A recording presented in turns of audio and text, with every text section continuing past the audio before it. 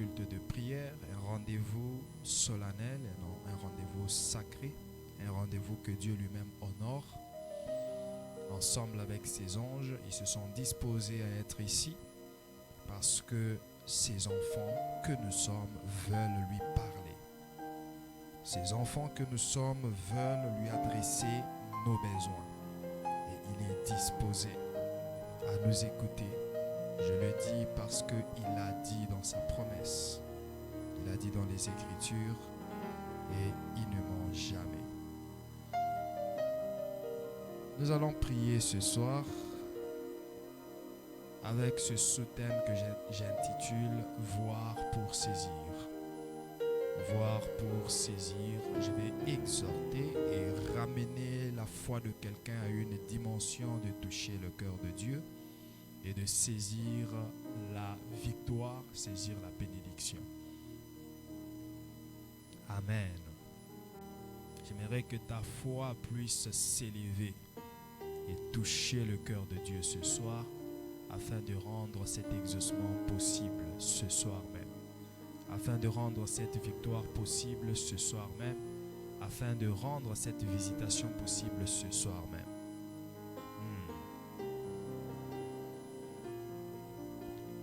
Nous allons prendre nos Bibles dans le livre d'Ésaïe, chapitre 6. Nous allons lire le verset 9. Il fait un tout petit peu froid dans la salle, je ne sais pas pourquoi. Pourtant, le chauffage est allumé, n'est-ce pas? On va essayer un peu de vérifier si c'est vraiment allumé. Tu peux increase cela jusqu'à un niveau que ça fera chaud dans la salle.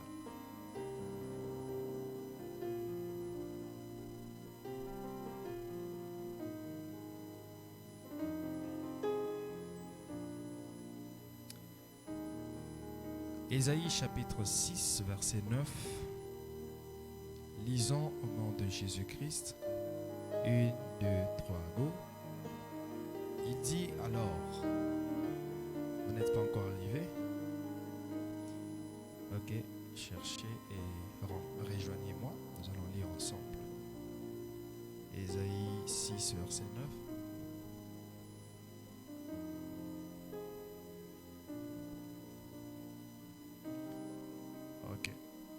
Lisons 1, 2, 3, go.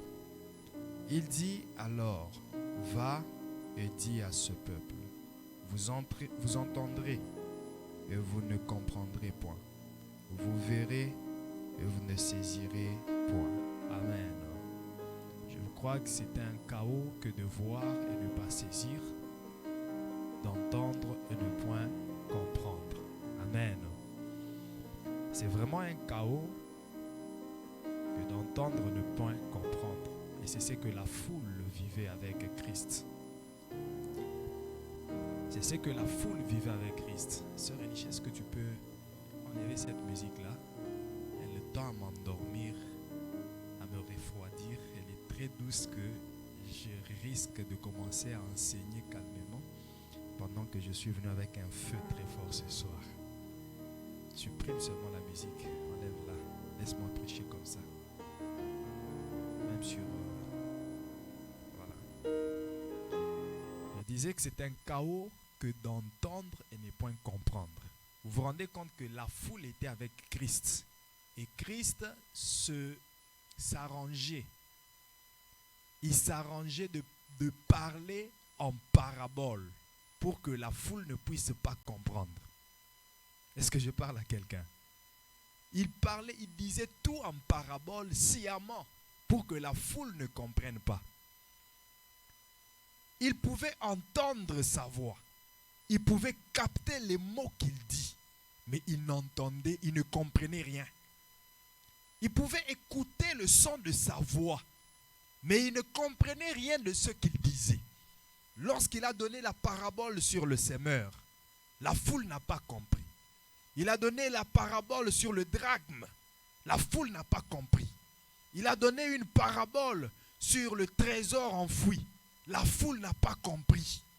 Et même les disciples aussi ne comprenaient pas. Mais les disciples avaient un avantage. Il venait auprès de Jésus, il lui posait la question, que signifie cette parabole que tu as donnée? Même vous aussi, vous avez entendu, mais vous n'avez rien compris.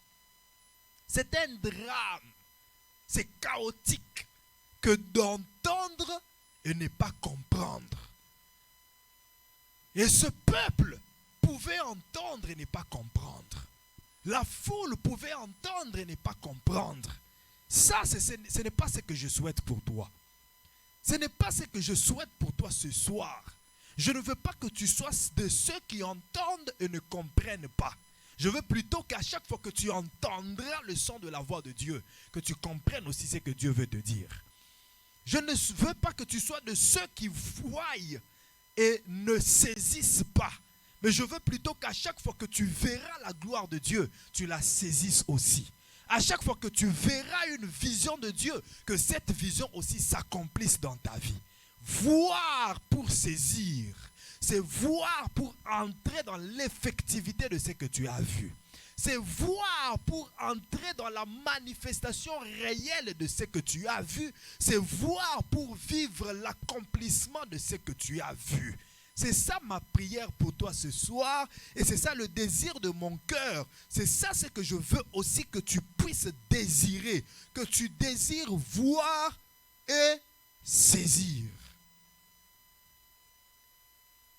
Jésus disait un jour à ses disciples, vous êtes heureux, vous qui voyez ces choses, parce que il y en a de ceux qui ont vécu avant vous, qui ont désiré voir ces choses, mais qui n'ont pas eu l'occasion. Mais vous, vous les voyez, vous les saisissez. Vous avez entendu parler du Messie, mais vous me palpez, vous me touchez. Jean, tu peux dormir sur ma poitrine. Vous pouvez me toucher, vous pouvez manger avec moi, dormir avec moi, parler avec moi face à face. Vous me voyez et vous me palpez, vous me saisissez. Bien-aimés dans le Seigneur, j'aimerais que ce soir, la parole de Dieu ne soit pas seulement celle que tu entends, mais qu'elle soit aussi celle que tu vois. Qu'elle ne soit pas seulement celle que tu vois, mais qu'elle soit aussi celle que tu saisis, ce que tu palpes avec tes mains. Que les promesses de Dieu ne se limitent pas à tes oreilles. Que les promesses de Dieu ne se limitent pas à tes yeux, mais qu'elles soient aussi touchées par tes mains. Qu'elles soient aussi revêtues sur ton corps. Alléluia. Voir pour saisir. À chaque fois que Dieu parle à ses enfants, qu'il veut que ses enfants puissent voir, il veut aussi que ses enfants touchent ce qu'ils ont vu. Bien-aimés, ne sois pas de la catégorie de Moïse. De ces gens qui ont entendu parler de la terre promise. De ces gens qui ont reçu la vision de la terre promise. Qui ont commencé à conduire le peuple de Dieu jusque devant la terre promise. Qui ont même vu la terre promise mais sans y entrer. Que cela ne soit pas ton partage. Je dis que cela ne soit pas ton partage. S'il y a une prophétie qui a été sortie sur toi, que cette prophétie s'accomplisse dans ta vie. Ne vois pas seulement la prophétie, mais saisis aussi cette prophétie. Je dis, ne vois pas seulement des visions, mais vis aussi l'accomplissement de ces visions. Au nom puissant de Jésus-Christ. Il dit à Josué, vois, je livre Jéricho entre tes mains. Vois, commence d'abord par voir. Tu sais, la première des choses que l'ennemi va combattre dans ta vie, c'est ta vision. L'ennemi va combattre ta vision. Il ne voudra pas que tu voies. Il ne voudra pas que tu voies comme Dieu voit. Il cherchera à t'empêcher de voir comme Dieu voit. Il te fera voir autre chose que ce que Dieu voit. C'est ça la distraction de l'ennemi. C'est ça la distraction de l'ennemi. Il amènera toutes sortes de distractions autour de toi pour que tu regardes tout, sauf ce que Dieu te montre. Il amènera toutes sortes de situations autour de toi pour que tu voies tout, sauf ce que Dieu voit sur ta vie. Mais j'aimerais te dire, ne sois pas emporté par le piège de l'ennemi. Ne sois pas emporté par la distraction de l'ennemi. Ne sois pas emporté par ce que l'ennemi est en train de faire autour de toi. C'est une distraction. Vous savez, dans le football, il y a toujours, lorsqu'un joueur a un ballon, il y a toujours 2 ou 3 joueurs qui l'attaquent. Et puis, lorsque le joueur de mon équipe a un ballon, il y a toujours 2 ou 3 joueurs qui sont aussi autour attendant une passe. Ils sont en train de faire diversion. Et le joueur, qu'est-ce qu'il va faire? Il va tromper. Il va se jouer de celui qui attaque. Il va se jouer de celui qui attaque pour lui faire croire que je vais donner ma passe à gauche pendant que je suis en train de la donner à droite. Alléluia. C'est parfois ce que le diable fait. Le diable est en train de te tromper. Il est en train de créer des situations de distraction autour de toi. En sorte que ton attention soit attirée par ces situations-là et que tu ne voies pas là où lui est en train de chercher à toucher. Ce qu'il cherche à toucher, c'est autre chose. Mais il attaque d'abord les finances. Il veut attaquer, il veut toucher ta santé, mais il attaque ton travail. Il veut toucher ton intelligence, mais il attaque tes finances. Et quand toi tu es distrait à te battre pour stabiliser les finances, c'est là qu'il est en train de s'occuper à détruire le domaine qu'il voulait réellement détruire. Il t'empêche de voir ce que Dieu est en train de préparer dans ta vie. À chaque fois que Dieu prépare une bénédiction, sache que le diable s'élève aussi pour t'empêcher de voir cette bénédiction, pour t'empêcher de toucher cette bénédiction. Le diable s'élève, il commence à créer des situations, des situations que j'appelle situations de distraction. Pourquoi? Pour que tu n'arrives pas à voir, pour que tu n'arrives pas à comprendre ce que Dieu veut faire dans ta vie. Et une fois que tu es emporté par cette distraction, tu rates aussi ce que Dieu avait préparé dans ta vie. Mais ce soir, je suis en train de prier pour toi, pour que tu ne sois pas emporté par la distraction du diable. Je prie pour que tu ne sois pas emporté par la distraction du diable, que tu voies ce que Dieu te fait voir et non ce que le diable te fait voir. Que tu saisisses ce que Dieu te fait voir et non ce que le diable te fait voir. Josué 6, verset 1. Josué 6, verset 1. La Bible dit ceci. Jéricho était fermé et barricadé devant les enfants d'Israël. Personne ne sortait et personne n'entrait.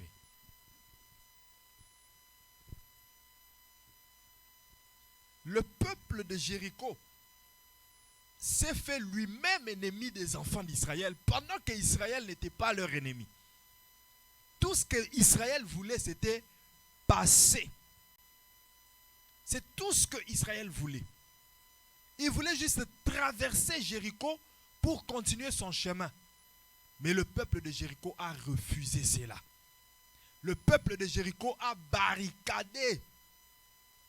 Déjà, il y avait un très grand mur autour de Jéricho que personne ne pouvait traverser. Le seul moyen de traverser Jéricho, c'était par la porte d'entrée d'un côté et de l'autre côté.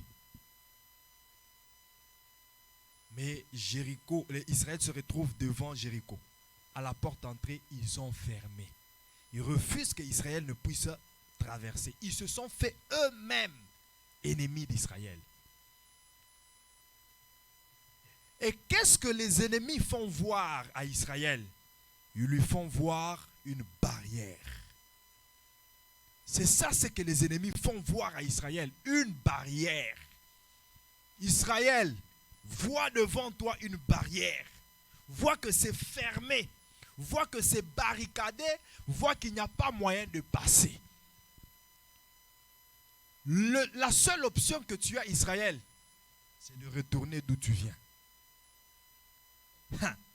Alléluia. Voudras-tu que je recule? Que j'aille encore en arrière? Que je sois en train de reculer? Voilà ce que ton ennemi veut. L'ennemi veut à ce que tu puisses reculer. Il veut à ce que tu puisses régresser. L'ennemi ne veut pas que tu évolues. J'aimerais te poser une question. À ce moment-là, Israël était-il en train d'évoluer ou de régresser? Il évoluait. Israël était en train d'évoluer. Il était en train d'aller pas à pas vers le lieu où Dieu lui avait promis. Mais Jéricho, le peuple de Jéricho, il veut que Israël puisse régresser. qu'ils rentrent d'où ils viennent. Qu'ils retournent d'où ils viennent. Ça veut dire tout le temps perdu à évoluer, tout le temps qu'ils ont passé à évoluer, que ce soit un temps perdu. Est-ce que quelqu'un m'entend? Je suis en train de te dresser ce tableau pour que tu comprennes ce que l'ennemi fait dans ta vie. Lorsque toi tu te dis, je suis en train de bâtir mes finances. Tu arrives quelque part, tu sens que c'est bloqué. L'ennemi te dit, retourne d'où tu viens. Retourne à l'état initial. Retourne à l'état où tu n'avais rien, où tu avais zéro. Retourne à l'état où tu étais en train d'emprunter. Retourne à l'état où tu manquais même $100. Retourne. Il veut que tu retournes à cet état-là. Et il te fait voir la barrière financière, la barrière matérielle, la barrière maritale. Il te fait voir que ce mariage-là ne réussira pas. Quand toi tu te dis, j'ai maintenant tout ce qu'il me faut pour me marier, il te dit, ce ne sera pas cette femme-là. Ça ne sera pas cet homme-là. Il crée des situations, distractions, juste pour te faire voir qu'il y a une barrière. Ça, c'est ce que l'ennemi veut que tu voies. Mais qu'est-ce que Dieu veut que tu voies?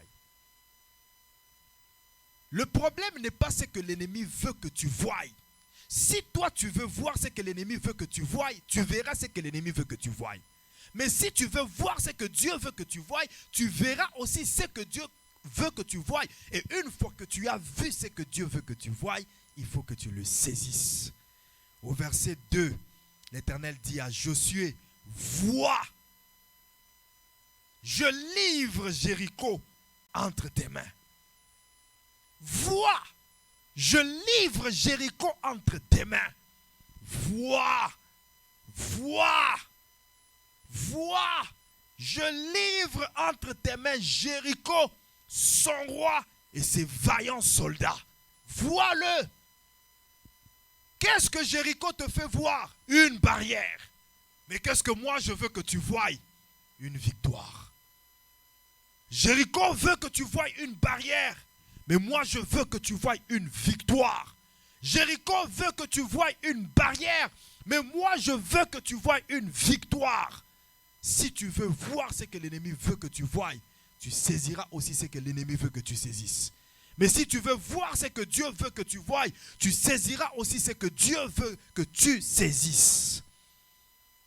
Vois, je livre entre tes mains Jéricho et son roi, ses vaillants soldats. Que vois-tu? Vois-tu ce que l'Éternel te fait voir? Ou vois-tu ce que l'ennemi te fait voir? Vois plutôt ce soir ce que l'Éternel te fait voir. Qu'est-ce que tu veux saisir? Ça dépend de ce que tu vois. Qu'est-ce que tu veux saisir? Ça dépend de ce que tu vois. Dans le premier texte que nous avons lu, on nous a montré qu'il est possible de saisir ce qu'on a vu. Il est possible, lorsque l'Éternel disait, ce peuple verra, mais ne saisira pas. Ça veut dire que le sens inverse est possible. Il peut aussi voir et saisir. Mais l'Éternel s'arrange pour qu'il voie, mais ne saisisse pas. Mais pour ton cas, l'Éternel veut que tu voies, que tu saisisses aussi. Pour le cas de Josué, il ne veut pas seulement qu'il voie Jéricho, mais il veut aussi qu'il saisisse Jéricho. Je le reprends, l'Éternel ne voulait pas seulement que Josué puisse voir Jéricho, mais il voulait aussi que Josué puisse saisir Jéricho. Que Jéricho soit sous la possession de Josué. L'Éternel ne veut pas seulement que tu voies ce mariage, mais il veut aussi que ce mariage soit en ta possession. Il ne veut pas seulement que tu voies cet argent, mais il veut aussi que cet argent soit en ta possession. Il ne veut pas seulement que tu voies ce visa, mais il veut aussi que ce visa soit en ta possession. Il ne veut pas seulement que tu voies cette maternité, mais il veut aussi que cette maternité soit en ta possession. Il ne veut pas seulement que tu voies cette élévation, mais il veut aussi que cette élévation soit en ta possession. Il ne veut pas seulement que tu voies cette promotion, mais il veut aussi que cette promotion soit en ta possession. Il ne veut pas seulement que tu voies cette guérison, mais il veut aussi que cette guérison soit en ta possession au nom de Jésus-Christ. Vois, je livre entre tes mains entre tes mains. Dis entre mes mains. mais bien aimé, analysons quand même, comprenons quand même. Le premier verbe qu'il utilise, c'est quoi? Le verbe qui a l'impératif même, qui est un ordre que Dieu donne à Jéricho. C'est quoi? Vois. Et la suite, c'est quoi? Je livre entre tes mains. Est-ce qu'on touche des mains? Est-ce qu'on touche des yeux? Est-ce qu'on voit des mains? On voit avec les yeux, on touche avec les mains. N'est-ce pas? Maintenant, la relation qui est ici, c'est quoi? Selon Dieu, dès que tu as vu avec tes yeux, c'est possible que tu touches avec tes mains. C'est ça la relation que Dieu établit ici. Avec Dieu, c'est possible de toucher avec nos mains dès qu'on a vu avec nos yeux. Et ces yeux, ce sont des yeux spirituels. Ce sont des yeux spirituels. Ce que les yeux physiques te font voir, ça peut être autre chose. Mais si tes yeux spirituels peuvent voir ce que Dieu voit, tes mains aussi toucheront ce que tu as vu. Les yeux physiques de Josué, les yeux physiques des enfants d'Israël étaient en train de voir un Jéricho barricadé. Mais l'Éternel amène Josué à une dimension spirituelle. Il dit, vois avec tes yeux spirituels. Vois avec les yeux de la foi. Vois avec les yeux de la foi. Une fois que tu as vu avec les yeux de la foi, tes mains physiques aussi toucheront. Vois, je livre entre tes mains Jéricho et son peuple. Bien-aimé, ce soir, j'aimerais que tes yeux s'ouvrent, que tu voies et que tes mains saisissent. Que tes yeux voient et que tes mains saisissent. Que tes yeux voient et que tes mains saisissent. Que tes yeux voient et que tes mains saisissent. Si cela s'était produit une fois, j'allais croire, j'allais penser que c'est un hasard. Et ce n'est pas une fois. L'Éternel revient encore devant Josué. Dans Josué chapitre 8, verset 1. Il lui dit le même langage. Il lui tient le même langage. L'Éternel dit à Josué, ne crains point et ne t'effraie point. Prends avec toi tous les gens de guerre.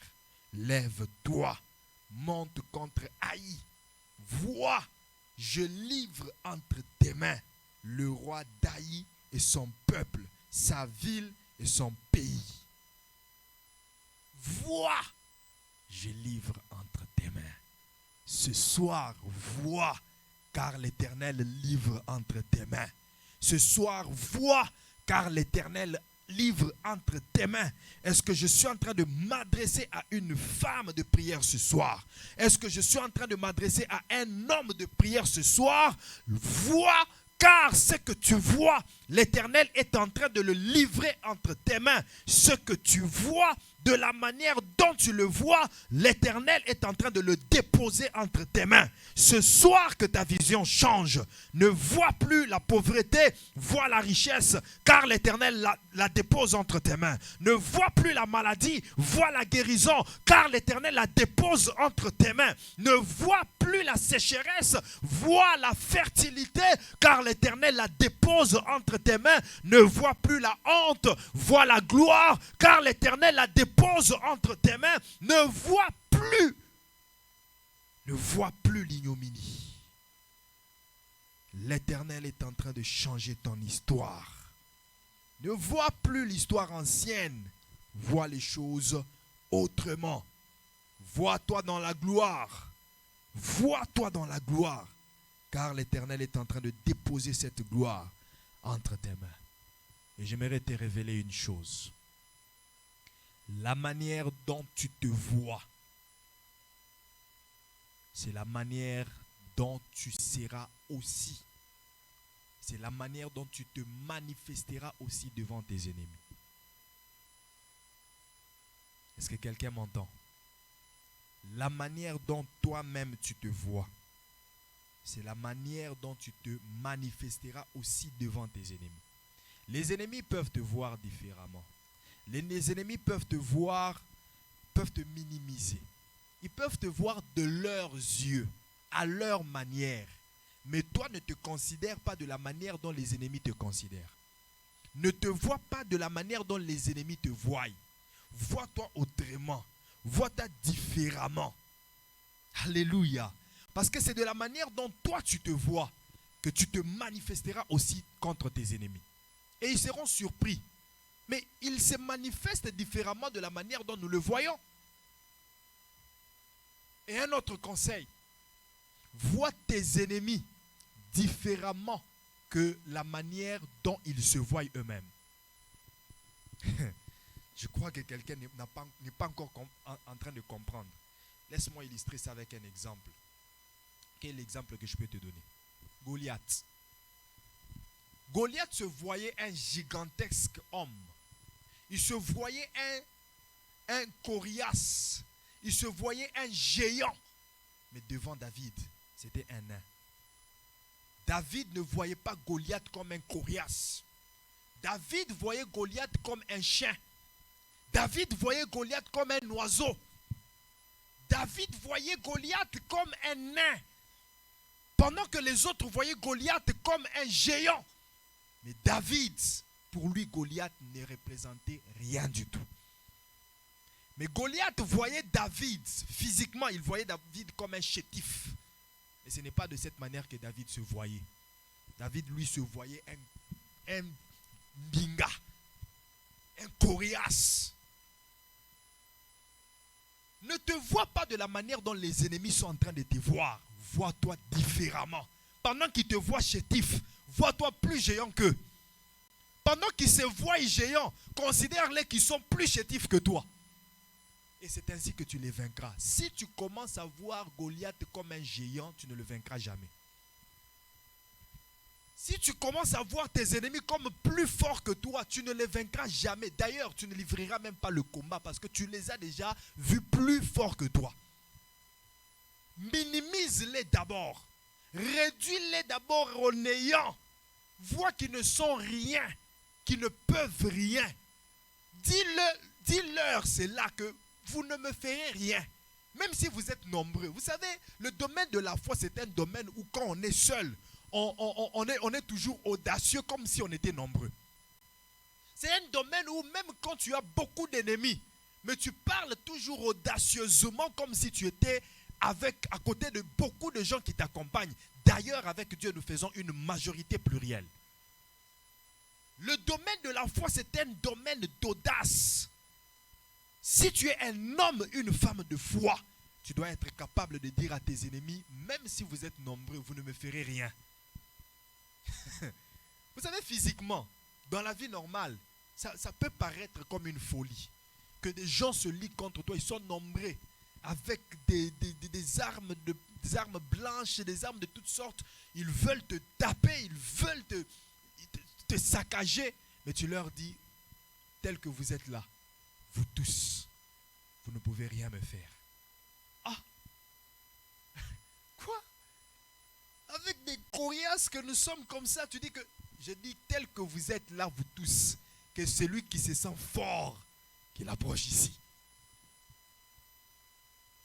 Je te dis vrai, déjà dans la vie normale, même s'ils sont des maîtres en judo, je ne sais pas, en boxe, ils se poseront 3 fois la question, mais comment est-ce qu'il peut avoir l'audace de nous dire que tel que nous sommes là, nous ne pouvons rien lui faire? Ça fait déjà peur. Ça fait déjà peur. Et c'est cette peur-là que tu dois déjà infliger à ton ennemi. C'est cette peur-là que tu dois déjà imposer à ton ennemi. Parce que ce que le diable veut, c'est quoi? Il veut toujours que tu pleures. Lorsqu'il vient, te pique un peu ce mort comme ça. Seigneur, tu m'as abandonné. Il dit, ah voilà, il est faible. Et là, il commence à se jouer de toi. Il sait que tu as l'habitude de pleurer. Mais lorsqu'il vient, il te touche, il te dit, oh, on a Siminga. T'as keba, aussi m'a souti. Voilà ma tata. Asiminga, ah voilà. Amto komonena. C'est une vérité. Dans le domaine de la foi aussi, c'est la même chose. Dans le domaine du spirituel, c'est la même chose. Basimbio et salio pasi. Et tu dis, non, là que ça passe, nangate. Non, là que ça colle la nangate. Avant d'aller là, il faut la question que ngape na betaka. Au beti na la question que na betaka pe na kena coin na bi. Ya kola ki ngaye. Mais non, la question en côté. Non, la question en côté. Ne le fais pas voir au diable. Ne fais pas voir au diable que le coup qu'il t'a donné t'a fait mal. Écoute, lisons. 1 Samuel, chapitre 17, verset 31. Verset 31. Lorsqu'on eut entendu les paroles prononcées par David, on les répéta devant Saül, qui le fit chercher. David dit à Saül que personne ne se décourage. Et quelle audace! Mais je ne sais pas, quand tu lis ce texte, je ne sais pas qu'est-ce que tu te représentes. Je ne sais pas si tu lis seulement en passant ou bien tu te représentes un peu la scène, la scène de David. Mais moi, je vais t'aider à te représenter cette scène. Vous savez, faites cette remarque, faites cette observation. Je ne sais pas si vous avez déjà fait cette observation. La plupart des gens qui sont courts de taille, ils ont aussi une petite voix. Hein? Oh, vous n'avez jamais remarqué? Les personnes qui sont vraiment courtes de taille, ils ont une petite voix. Maintenant, imaginez-vous un chétif David. D'abord, lisons d'abord. Il dit, ton serviteur, il dit, ne se décourage pas à cause de ces Philistins. Ton serviteur ira se battre avec lui. Qui est en train de parler? Chétif. Chétif de tous ses frères, c'est lui qui était chétif. Verset 33. Saül dit à David, tu ne peux pas aller te battre avec ce Philistin car tu es un enfant. D'abord, il n'était pas seulement chétif, mais il était aussi un enfant. Et il est un homme de guerre dès sa jeunesse.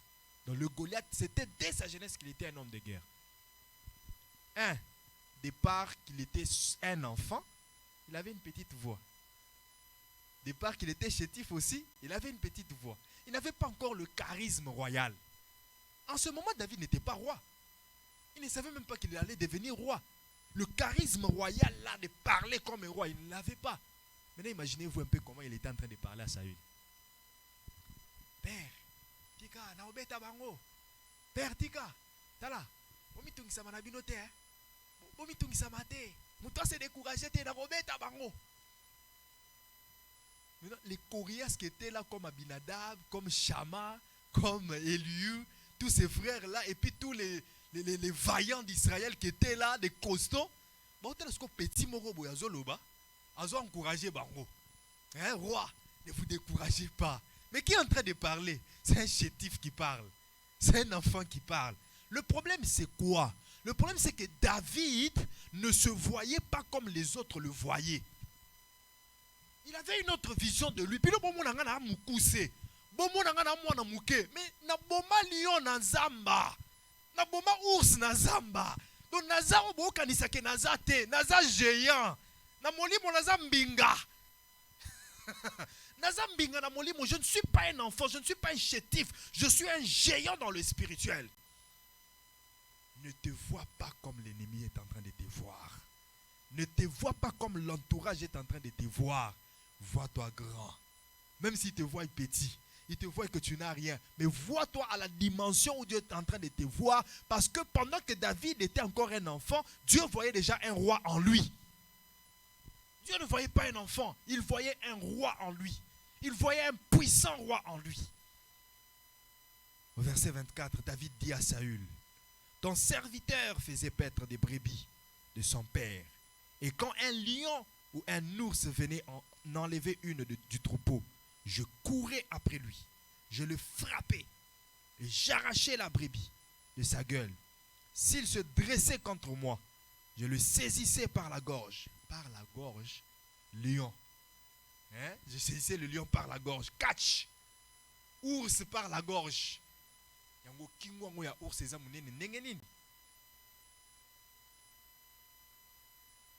Hey. Tala. Oui, problème nayo, hein? Problème nayo. Le problème avec toi, c'est que tu ne te rends pas compte ou tu ne comptabilises pas les victoires que Dieu t'a déjà données. C'est ça le problème avec toi. Tu as déjà livré des grandes batailles. Tu as remporté des grandes victoires. Et ça paraît comme rien devant toi. Et pourtant, ce sont des grandes victoires. Bitumbo bunda. Ils ont bitumba ya makasi. Bitumba ya minene. Olonga yango. Mais nzamba zo kamoke. Et si alongi sa yo ours oboma. Lion oboma. Liboso Goliath ozolela. Nzamba ezolekela yi. Vous comprenez, mais qu'est-ce qui se passe? Qu'est-ce qui se passe? Ours oboma. Quelle situation n'as-tu pas encore traversée? La situation à 2002 wana. Un zonga na 2002. 2002. Les situations que tu as traversées en 2002, mais tu en es sorti vainqueur. Il y a 2010, au Bima Molongi. Il y a 2015, 2018 au cas où tu aussi là au Bima Molongi. 2021 de Rotungisao. 2022 de Rotungisao. Ah. Vois-toi comme Dieu te voit. Vois-toi plus que vainqueur. Vois-toi comme Dieu te voit. Ne te vois pas comme l'ennemi est en train de te voir. Vois-toi plutôt comme Dieu est en train de te voir. Je continue la lecture. Il dit, c'est ainsi que ton serviteur a terrassé le lion et l'ours. Et il en serra. Il en serra du Philistin, de cet incirconcis, comme de l'un d'eux, car il a insulté l'armée du Dieu vivant. David dit encore, l'Éternel qui m'a délivré de la griffe du lion et de la patte de l'ours me délivrera aussi de la main de ce Philistin. Et Saül dit à David, va et que l'Éternel soit avec toi. L'Éternel qui t'a délivré en 2002, qui t'a délivré en 2008, qui t'a délivré en 2010, qui t'a délivré en 2011, qui t'a délivré en 2015, qui t'a délivré en 2018, qui t'a délivré en 2020, qui t'a délivré de la Covid en 2021, te délivrera encore en 2022, en 2023, en 2024, et ça sera ainsi pour toujours, car l'Éternel est avec toi. David, Saül fit mettre ses vêtements à David. Il plaça sur sa tête un casque d'airain. Il le revêtit d'une cuirasse. David ceignit l'épée de Saül par-dessus ses habits et voulut marcher car il n'avait pas encore essayé. Mais il dit à Saül, je ne puis pas marcher avec cette armure. Je n'y suis pas habitué. Vous voyez le problème avec Saül, il voyait David comme un militaire. Il voyait comme Abinadab et les autres. Non, moi je ne suis pas à moi militaire. Je ne suis pas à moi soldat, mais je suis loin de Dieu. C'est ce que je suis. Je ne suis pas soldat. Les soldats ne vaincront pas ce genre de combat. Ils habitent militaire, ils habitent ouin. Ils habitent soldat, ils habitent ouin. Omoni bitumba ya libota na yo eza su bitumba bato batanga ke la cité eza bitumba bato baza ba diplôme te eza bitumba bato baza ba relation te eza bitumba bato baza ba poste te ba ministre ba député o ekomi bitumba ba ouin. Il y a certains combats que l'argent ne peut pas résoudre. Il y a certains problèmes que l'argent ne peut pas résoudre. Il y a certains problèmes que les qualifications ne peuvent pas résoudre. Il y a certains problèmes que des titres ne pourront pas résoudre. Il n'y a que l'onction. L'onction seule pourra résoudre ce genre de combat. Itumba boy. Itumba bapakolami. Tikanza bapakola yo na kati ya libota na yo po ozala oyo kolonga bitumba ya libota na yo. Esika ba yaya ba leki ba oyo ba kenda ba tomwama ba sala vantara ba diplôme na bango ba longa te yo telema na epakolami pe o longa na kombo na Yesu. Je ne suis pas un soldat. Ne me fais pas porter cette armure. J'ai déjà mon armure. J'ai déjà mon armure. L'armure que j'ai, c'est l'onction qui m'a été impartie. L'armure que j'ai, c'est l'huile qui est tombée sur ma tête. l'Éternel qui m'a saisi. L'armure que j'ai, c'est les 5 lettres du nom de Jésus que j'ai. Il n'avait pas besoin de l'arme, de l'épée de Saül. Et je vais rapidement. Vous savez comment il est parti. Je vais d'abord lire rapidement. David Séni. Je suis au verset 40. Il prit en main son bâton. Il prit le bâton. Choisit dans le torrent 5 pierres polies. Il les mit dans la gibecière de berger et dans sa poche. Puis, sa fronde à la main, il s'avança contre le Philistin. Pourquoi ça? C'est quel symbole? C'est quelle image? De quelle manière David était-il en train de voir Goliath? Parce que si Goliath était un humain, j'allais me battre contre lui à la manière des humains. Comment est-ce que les humains se battaient? C'était avec leur épée. C'était avec leur lance, les javelots. C'était avec ça qu'ils se battaient. Mais David dit, bolongolelanga épée. Oyo, aza muto akobundana ina ba épée te. Tikana la kisabino. Et en utilisant cette armure, en utilisant cette arme, David a révélé l'identité de Goliath.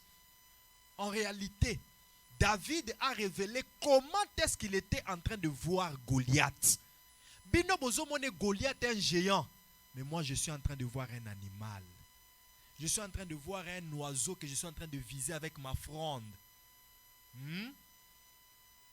Lance-pierre.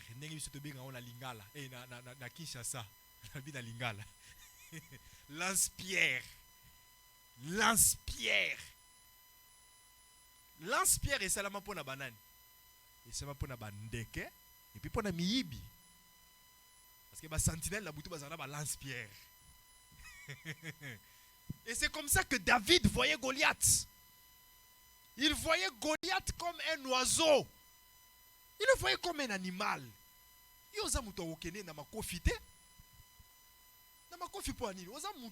Toi, tu n'es pas un homme, tu es un animal. Déjà de ta voix, tu parles comme un lion que j'ai tué dans le désert. De ta taille, tu es comme l'ours que j'ai tué dans le désert. Donc tu n'es pas un homme. Et Goliath avait compris cela. Tu sais, parfois ta manière de prier doit être compris directement par tes ennemis. Monguna, il faut comprendre que muto lo lenga zo sambela azo monanga déjà pamba. Na façon ya ko sambela déjà azo monanga ke na ko sale lo côté azo monanga pamba. Goliath avait compris que David n'avait pas peur de lui. Écoutez ce que Goliath dit. Le Philistin dit à David, verset 43. Suis-je un chien? Est-ce que moi j'ai dit que tu es un chien? Est-ce que vous avez vu ici là où David a dit que tu es un chien? Il ne l'a pas dit. Mais c'est Goliath lui-même qui comprend que na comportement naïe, de la manière dont il est en train de venir avec 5 pierres, avec la fronde, il me traite pour un chien. Suis-je un chien pour que tu viennes à moi avec des bâtons? Et après l'avoir maudit par ses dieux, il ajouta, viens vers moi et je donnerai ta chair aux oiseaux du ciel et aux bêtes des champs. David aussi lui répond et dit, tu marches contre moi avec l'épée, la lance et le javelot. Et moi, je marche contre toi au nom de l'Éternel des armées, du Dieu de l'armée d'Israël que tu as insulté. Aujourd'hui, l'Éternel te livrera entre mes mains. Je t'abattrai et je te couperai la tête. Aujourd'hui, je donnerai les cadavres du camp des Philistins aux oiseaux du ciel et aux animaux de la terre. Et toute la terre saura que Israël a un Dieu. Il était précis. Il était clair dans son discours. Il n'avait pas peur. Il voyait Goliath comme un animal, comme un chien. Comment est-ce que tu es en train de voir tes ennemis? Comment est-ce que tu es en train de te voir toi-même sur le champ de bataille? Comment est-ce que tu es en train de voir la situation qui est devant toi? Es-tu en train de voir la montagne ou es-tu en train de voir un chemin? Si tu vois la montagne, tu seras toujours bloqué par cette montagne que tu vois. Mais si tu vois un chemin, tu seras en train de percer. Mais comment ça se fait que yozo mona ngomba? Mais nga nazo évoluer. Yozo mona ngomba. Mais même en tâtonnant, je suis en train d'évoluer. Même en tâtonnant, je sens que je suis en train d'avancer. Ça veut dire qu'il n'y a pas de montagne devant moi. La montagne n'est que physique, mais dans le spirituel, moi je vois un chemin. C'est ce que Dieu dit à Zacharie et à Zorobabel dans Zacharie chapitre 4, versets 7 à 10. Il dit, qui es-tu grande montagne devant Zorobabel? Qui es-tu? Zorobabel, ne vois pas la montagne. Ne vois pas de montagne devant toi, Zorobabel. Ne vois aucune montagne. Qui es-tu, grande montagne, devant Zorobabel? Tu seras aplani. Zorobabel, ne vois pas de montagne, vois plutôt un plat. Ne vois pas de montagne, vois un plat. Vois un terrain tout plat.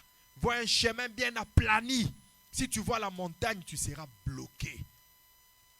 Tu seras bloqué là, tu seras stagnant. Tu n'arrives pas à évoluer, tu es bloqué. Parce que tu vois la montagne. Mais si tu ne vois pas de montagne, tu vois le chemin. La montagne croira qu'elle est devant toi pendant que tu es en train de de percer. Tu es en train de percer la montagne. Ne vois pas la barrière parce qu'il y a une percée dans cette barrière-là. Ne vois pas le blocage parce qu'il y a une percée dans ce blocage-là. Ne vois pas la mer rouge parce qu'il y a un chemin que tu vas suivre. Dans la même mer rouge, il y a un chemin. Je ne dis pas hors mer rouge. Dans la mer rouge, il y a un chemin. Tu sais quoi? Je vais te dire ça avant que nous ne prions. Le chemin que Dieu a préparé pour ta victoire n'est pas en dehors du combat. Il est dans le combat. Le chemin qui t'amène à la victoire n'est pas en dehors de la situation compliquée. C'est dans la situation compliquée. Jusqu'au point que si tu cherches à échapper à cette situation, tu seras en train de tourner en rond. Il faut seulement que tu passes par cette situation-là. Pas à côté, pas à gauche, pas à droite. Par la situation. Est-ce que je parle à quelqu'un? Par la situation. Passe par cette situation. Ne cherche pas à la contourner. La situation, c'est là qu'il y a le chemin. C'est là qu'il y a le chemin. Il y avait d'autres chemins. En dehors de la mer Rouge, il y avait des chemins qui pouvaient amener les enfants d'Israël à Canaan. Il y avait des chemins. Mais Dieu ne voulait pas que ce soit ces chemins-là. Il voulait que ce soit la mer Rouge. Le chemin de la victoire. C'est ça. Pourquoi tu veux contourner le problème? On a lembi nanga problème yo. Zambazo kangate zambazo yo kayo. Alinginde o traverser des situations wana. Alinginde o kotisa mutu na yo kaka na moto wana. C'est dans ce feu-là qu'il y a ta victoire. Ne vois pas le feu. Vois l'eau qui est dans le feu. Vois le Christ qui est dans le feu. Ne vois pas le lion. Vois le lion de la tribu de Juda qui est dans la fosse au lion. Alléluia. Tala.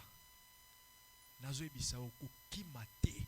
Nasuka mbulu kokimate. Na mbulu ezo ape kokimate. Ba situation compliquée. Ndima kutu yaka. Comme je disais quelque part, je disais à quelqu'un, s'il n'y a pas de combat dans ta vie, c'est que tu ne vis pas. Quand tu sens que tu es maintenant arrivé à un stade de confortabilité, qu'il n'y a plus de combat, Luka Bitumba, Yomoko.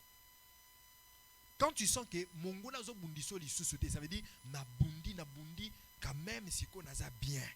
Financièrement, je suis stable, ma vie est bien. Ne croise pas tes bras, ne te dis pas maintenant je suis dans les repos. Aussi longtemps que tu es sur cette terre, Luka Bitumba, parce qu'il n'y aura pas d'autre gloire s'il n'y a pas de combat. Dieu ne t'amènera pas à une gloire plus grande que là où tu es s'il n'y a pas de combat. Luka Bitumba, yo moko provoqué yango. Luka Bitumba. Luka yango yé la yo, obunda yango. Alléluia. Et quand tu sens que tu es devenu riche, vous avez un bon ébélé, le cas va projet et l'équipe budget nao. Comment est-ce que Dieu se manifestera si tu es déjà capable, si tu es déjà puissant? Comment est-ce que Dieu manifestera sa puissance? Il dit à Paul, ma puissance se manifeste quand tu es faible. C'est-à-dire, il y a des niveaux de faiblesse. Il y a des gens qui sont faibles vraiment au niveau des faiblesses. Il y en a aussi qui sont faibles à un certain niveau. De yozo mona ye aza fort, mais il y a qui n'ont tenu na faiblesse nanga. Il y a certaines personnes au talé au sentir oh ma faible. Il dit en tout et pour tout il est faible. Mais là mon suspect à comment la dimension mon au talé au loulier. Mon continue à vivre au sentir aza pena ba faiblesse monsieur. OK la dimension mon sentir oh ma carré. Mais il te dira qu'il a aussi ses faiblesses. Ça veut dire chacun a ses niveaux de faiblesse. Pourquoi? Parce que Dieu manifeste sa puissance quand nous sommes faibles. Mais nos faiblesses ne sont pas au même niveau. C'est-à-dire même si je suis riche, je suis millionnaire, mais je dois avoir mes faiblesses qui feront que la puissance de Dieu se manifeste dans mes faiblesses là. Parce que ce qui n'a qu'aucun agnon, je ne vivrai pas la puissance de Dieu. Voilà pourquoi ma prière est que Seigneur, rends-moi puissant, mais pas plus puissant que toi. Pas plus puissant à ta dimension, pas puissant d'une manière que je suis plus que suffisant. Non, laisse toujours des vides dans ma vie pour que j'aie toujours besoin de toi. Alléluia. Vois que la montagne est aplanie. Vois qu'elle est rasée. Est-ce que nous pouvons prier ce soir? Est-ce que tu vois une montagne devant toi? Est-ce qu'il y avait une montagne devant toi? Est-ce qu'il y a encore une montagne devant toi? Ce soir, par ta prière, commence à voir que cette montagne est aplanie. Est-ce que Jéricho était fermé devant toi? Ce soir, vois que l'Éternel est en train de livrer Jéricho entre tes mains. Est-ce qu'il y avait une maladie dans ton corps? Vois la guérison. Est-ce qu'il y avait des situations compliquées dans ton mariage? Vois la stabilité. Commence à voir le contraire de ce que l'ennemi était en train de te faire voir. Élève d'abord ta voix et dis merci à Dieu pour sa parole. Prions au nom puissant de Jésus-Christ. Mais merci éternel Dieu des armées. Merci Père Tout-Puissant. Merci Yahweh. Merci Seigneur. Merci Père éternel. Oh tendre Père, je te dis merci. Merci Jésus. Et rabababa shanda baba. Inda robo sopra de keda shandeke. Inda rabababa shande. Ou separa de sheke rabo soto bobo. Robobo santa bazima. Inda rababa sheke rabo soto bobo. Inderebo shanda bazima. Use parababa sheke rababa sheke te baradoi. Rababa santa bazimene ke te bre. Inderebo santa bazima. Use parababa baba baba. O raba sheke raba santeke. Je te dis merci Seigneur. Je te dis merci Yahweh. Que ton nom soit loué. Que ton nom soit glorifié. Inna raba shebra kayado sante. Inna raba baba baba baba baba. Osta raba shende bazima. Amala baba baba baba baba. Kura baba baba shanda bazima. Osta para de shende keyados. Losta para de shanda bazima. Inna robo sopra kaya baba shande. Je te dis merci Seigneur pour ta parole. Merci pour ta puissance. Merci éternel Dieu des armées. Inna robo sopra kaya de shande bazima. O rababa baba baba baba baba. O sta para de sheke raba santeke. Inde rebo santa bazima. O sta para kaya da shande. Au nom de Jésus-Christ, nous avons ainsi prié. Bien-aimé, ce soir, j'aimerais que tu